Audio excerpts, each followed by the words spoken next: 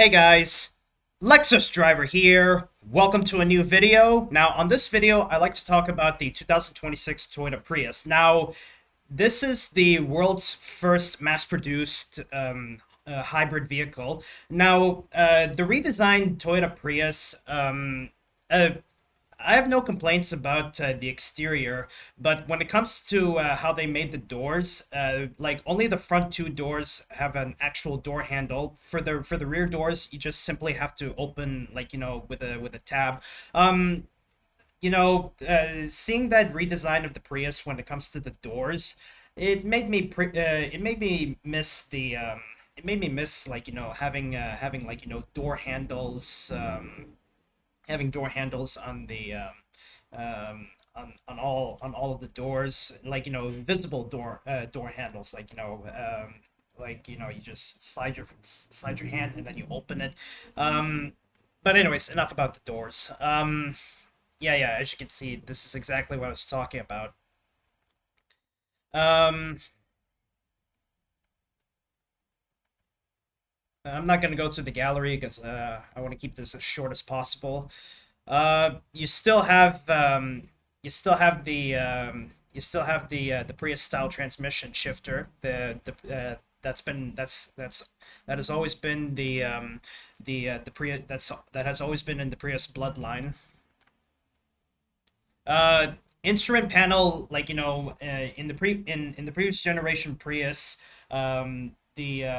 the instrument panel was actually on the center console, just like what you would find in the Toyota Yaris. Now they've relocated the instrument panel to be on your line of sight when you're driving. So I find that's pretty cool.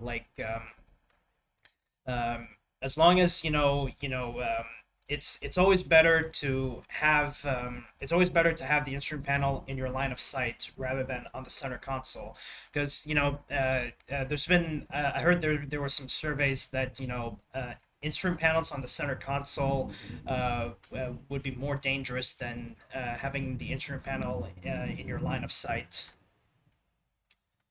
Yeah. And yeah, they've redesigned the steering wheel.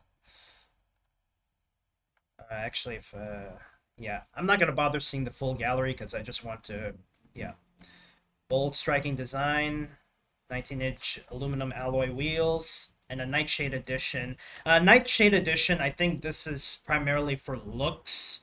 I don't think it's meant to be. I don't think it's meant to give you a sporty feel. Performance capabilities, yeah. As you still get that Prius feel. 60-40 split fold down rear seats, yeah. Now the Prius the Prius became so popular that Toyota even built a Prius family. The Prius family includes um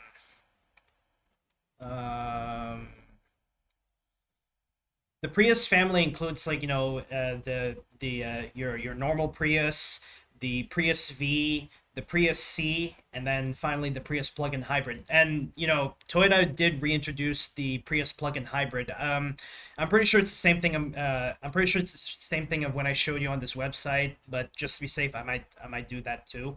But they extended the Prius family, having a Prius V and then a Prius C, but eventually, these vehicles, they didn't sell very well as the years go by. It would have been pretty cool, if they redesigned the Prius V and the Prius C, because the Prius V it's a van version of the Prius, whereas the Prius C, it's a compact version. So what I'm trying to get through this is, if they were to reintroduce a Prius family, the Prius V, it should be like a typical minivan, like similar to that of the Toyota Sienna for North America, or the Toyota Alphard, similar to in Asian markets. Toyota Alphard, Toyota Velfire, you know what I'm talking about. And for the Prius C, I would say it should be the same size as the Toyota Corolla, because the Toyota Corolla is a compact vehicle. You can have the option for a sedan version or a hatchback version.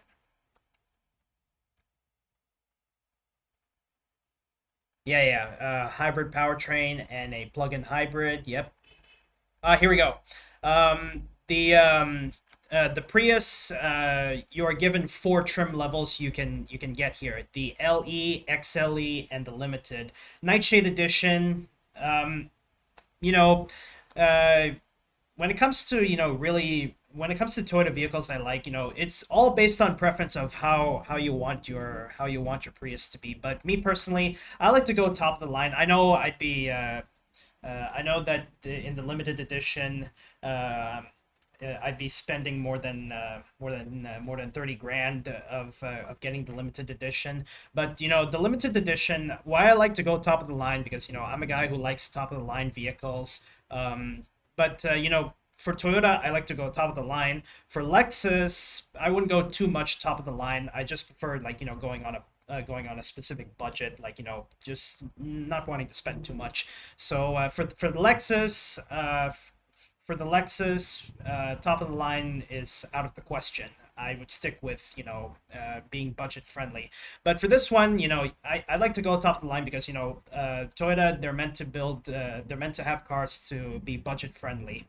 You can go for ultra budget like the LE, or you can go top of the line, but at the same time you can stay conscious to your budget, like going with the limited edition.